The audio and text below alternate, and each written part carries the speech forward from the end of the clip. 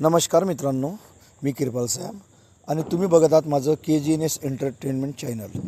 आज धनंजय स्मृती रंगभूमी वळसाची नाटक तूच माझी सौभाग्यवती ही मौजा कटंगी येथे होत आहे।